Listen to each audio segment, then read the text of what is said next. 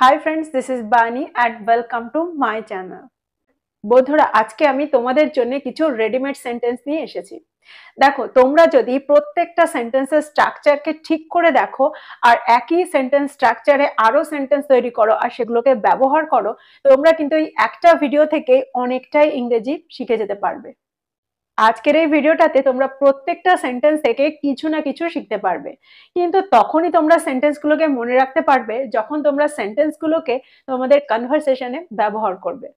যখনই তোমরা এই সেন্টেন্সগুলোকে অ্যাড করবে, দেখবে সেন্টেন্সগুলোর সাথে পরিচিত হয়ে যাবে আর একইভাবে আরো সেন্টেন্স তৈরি করতে শিখে যাবে। So today's video is going to be very fruitful for you. So don't go anywhere, stay with me till the end of the video. Without further ado, let's get started. প্রথম সেন্টেন্সটা হলো, তোমরা আজকের video থেকে কিছু না কিছু শিখবে। You will learn something or other from today's video. You will learn something or other from today's video. পরের সেন্টেন্সটা দেখো, সে আজ কিছু না কিছু তো অবশ্যই বলবে। She will definitely say something or other today. She will definitely say something or other today. এই সেন্টেন্স দুটোর মধ্যে দিয়ে তোমরা খুব ভালো করে বুঝতে পারছো, যখন আমরা বাক্যে বলতে চাইবো যে কিছু না কিছু, তখন কিন্তু আমরা সেন্টেন্সে সামথিং অর আদার এর ব্যবহার করতে পারি। এবার আমরা সামথিং অর আদার কে সেন্টেন্সে ব্যবহার করে আরেকটা নতুন কিছু শেখার চেষ্টা করি। পরের সেন্টেন্সটা দেখো, তুমি ওই সময় কিছু না কিছু তো করতেই পারতে। You could have done something or other at that time. You could have done something or other at that time. দেখো, করতে পারতে যখন আমরা বাক্যে বলতে চাইবো তখন কিন্তু আমরা কুড হ্যাভ এর ব্যবহার সেন্টেন্সে করব, আর ঠিক তারপরেই কিন্তু আমরা ভার্বের থার্ড ফর্মের ব্যবহার করব। আর ঠিক এই সেন্টেন্সটাতেও আমরা কিন্তু ঠিক সেটাই করেছি। প্রথমে আমরা সাবজেক্টের ব্যবহার করেছি, তারপরে কিন্তু কুড হ্যাভ এর ব্যবহার সেন্টেন্সে করেছি, আর তারপরে আমরা third form of the verb অর্থাৎ ডানের ব্যবহার সেন্টেন্সে করেছি, আর তারপরে অবজেক্ট। এবার চলো দেখি পরের সেন্টেন্স। তোমরা আগের সেন্টেন্সগুলো থেকে শিখতে পারলে যে সেন্টেন্সে যখন আমরা কিছু না কিছু বলবো তখন আমরা সামথিং অর আদার এর ব্যবহার সেন্টেন্সে করতে পারি, কিন্তু আমরা যদি বলি কেউ না কেউ, তাহলে আমরা সেন্টেন্সে কিসের ব্যবহার করব? ধরো আমি বললাম কেউ না কেউ তো এই সমস্যাটার সমাধান করতে পারে, বা দরজাটার সামনে কেউ না কেউ তো আছে, কেউ না কেউ তো এই কথাটা বলেছে। তো এরকম অর্থে আমরা সেন্টেন্সে কিসের ব্যবহার করব? দেখো, এরকম অর্থে কিন্তু আমরা সেন্টেন্সে সাম ওয়ান অর আদার এর ব্যবহার সেন্টেন্সে করব। চলো দেখি এটার ব্যবহার করে আমরা সেন্টেন্স কি করে তৈরি করছি। কেউ না কেউ তো ওখানে অবশ্যই ছিল। Someone or other was definitely there. Someone or other was definitely there. আপনার কঠিন পরিস্থিতিতে কেউ না কেউ তো আপনার পাশে অবশ্যই থাকবে। Someone or other will definitely be with you in your difficult situation. Someone or other will definitely be with you in your difficult situation. পরের সেন্টেন্সটা দেখো, এখানে বই ছাড়া আর কিছুই নেই। There is nothing but books here. There is nothing but books here. ওই দোকানে কাপড় ছাড়া আর কিছুই ছিল না। There was nothing but clothes in that shop. There was nothing but clothes in that shop.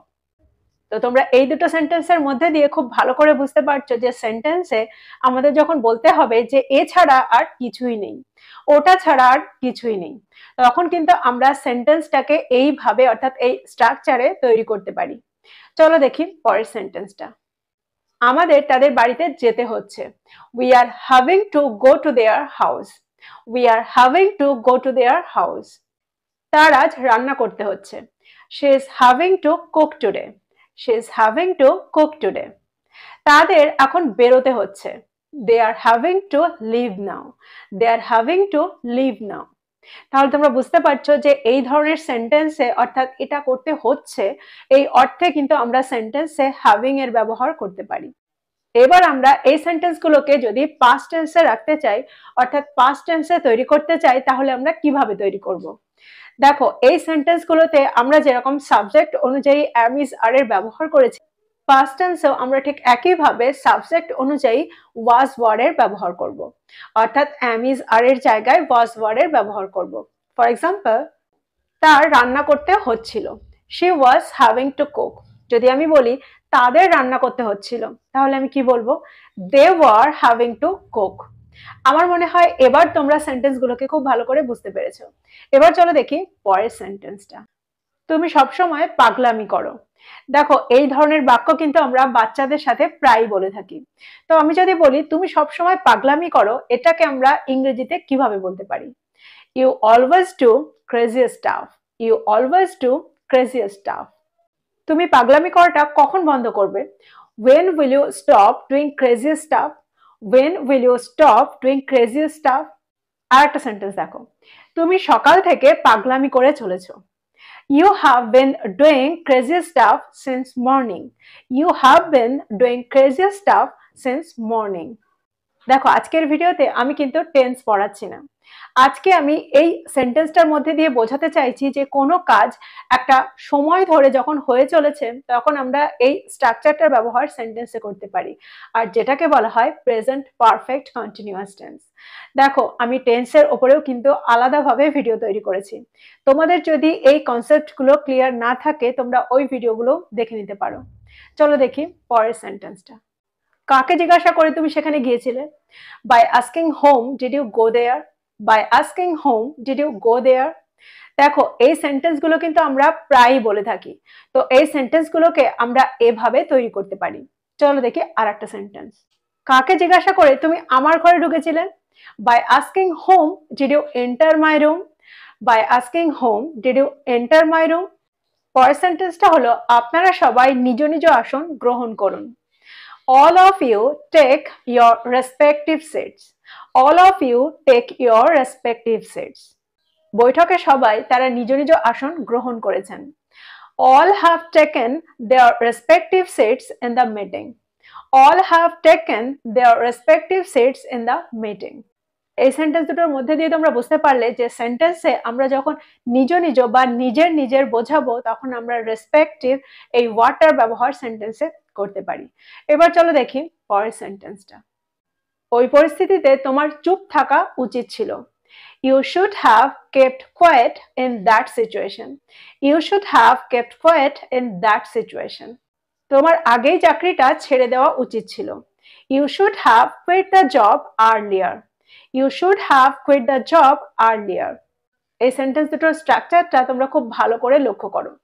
দেখো, বাক্যে যখন আমাদের বলতে হবে যে তোমার এটা করা উচিত ছিল বা তার এটা করা উচিত ছিল, তার সেখানে যাওয়া উচিত ছিল, আমার এটা বলা উচিত ছিল, তো এরকম অর্থে কিন্তু আমরা এই স্ট্রাকচারটার ব্যবহার সেন্টেন্সে করব। অর্থাৎ subject plus should have plus third form of the verb plus object. আমার মনে হয় এই পর্যন্ত তোমরা খুব ভালো করে বুঝতে পেরেছো। এবার চলো দেখি পরের সেন্টেন্সটা। পরের সেন্টেন্সটা হলো তুমি কি কি করতে পারো। এই কি কি অর্থে আমরা সেন্টেন্সে কিসের ব্যবহার করতে পারি? দেখো, আমাদের যদি জিজ্ঞাসা করতে হয় যে তুমি কি করতে পারো, তাহলে কিন্তু আমরা খুব সহজেই সেন্টেন্সটাকে ট্রান্সলেট করে নেব, হোয়াট ক্যান ইউ ডু। কিন্তু আমাদের যদি বলতে হয় যে তুমি কি কি করতে পারো, তখন কিন্তু আমরা সেন্টেন্সে হোয়াট এর সাথে অল এর ব্যবহার করব। তখন আমরা বলবো what all can you do. What all can you do তার অর্থ হলো তুমি কি কি করতে পারো, সে কি কি করতে পারে। What all can he do. What all can he do. দেখো, এই দুটো সেন্টেন্সের মধ্যে দিয়ে আমরা বুঝতে পারলাম যে সেন্টেন্সে যখন আমাদের বলতে হয় যে কি কি করতে পারো, তখন আমরা হোয়াট অল এর ব্যবহার সেন্টেন্সে করতে পারি। কিন্তু যদি আমাদের বলতে হয় যে কে কে আসছে বা কে কে করবে, কে কে আমার সাথে যাচ্ছে, তো এরকম অর্থে আমরা সেন্টেন্সে কিসের ব্যবহার করতে পারি? চলো দেখি। আজ এখানে কে কে আসবে? Who all will come here today. Who all will come here today. আমার সাথে কে কে যাবে? Who all will go with me. Who all will go with me. তো এই দুটো সেন্টেন্সের মধ্যে দিয়ে তোমরা বুঝতে পারলে যে কি কি বা কে কের অর্থে আমরা সেন্টেন্সে অল এর ব্যবহার করতে পারি। চলো দেখি পরের সেন্টেন্সটা। দরিদ্র হওয়াটা একটা অভিশাপ। Being poor is a curse. Being poor is a curse. তোমার সাথে থেকে আমি খুব খুশি। Being with you I am very happy. Being with you I am very happy. আমি 1-8 ঘন্টার মধ্যেই পৌঁছাচ্ছি। I am about to reach in an hour or so. I am about to reach in an hour or so. তার মুখে কোনো লাগাম নেই। There is no check on her tongue. There is no check on her tongue. তুমি কি ডান দিকে আছো? Are you on the right? Are you on the right? তুমি কি বাদিকে আছো? Are you on the left? Are you on the left? আর একটা সেন্টেন্স দেখো। এই সমস্যা থেকে মুক্তি পাওয়ার কি কোনো উপায় আছে? Is there any way to get rid of this problem? Is there any way to get rid of this problem? তো এই হলো কিছু সেন্টেন্স। আমার বিশ্বাস প্রত্যেকটা সেন্টেন্স থেকে কিন্তু তোমরা কিছু না কিছু শিখতে পেরেছো। প্রত্যেকটা সেন্টেন্সের স্ট্রাকচারকে খুব ভালো করে দেখো, আর একই সেন্টেন্সের স্ট্রাকচারে আরো সেন্টেন্স তৈরি করো, আর সেগুলোকে তোমাদের কনভারসেশনে ব্যবহার করো। একটা অ্যাডভান্সড কনভারসেশন তৈরি করার জন্য তোমাদের কিন্তু কিছু অ্যাডভান্সড সেন্টেন্স জানা দরকার। আর ঠিক সেই কারণেই আমি প্রতিদিন তোমাদের জন্য কিছু না কিছু নতুন নিয়ে আসি, যার থেকে তোমরা কিছু না কিছু শিখতে পারবে। আজকের ভিডিওটা ভালো লাগলে লাইক করে দিও, বন্ধুদেরকে শেয়ার করো যারা ইংরেজি শিখছে। আর যারা এখনো আমার চ্যানেলকে সাবস্ক্রাইব করনি তারা চ্যানেলটাকে সাবস্ক্রাইব করে দিও, তাহলে যখনই আমি ভিডিও আপলোড করব তোমরা নোটিফিকেশন পেয়ে যাবে। So this is all about today. I will be back with another video. Till then, take care. Thank you for watching this video. Bye bye.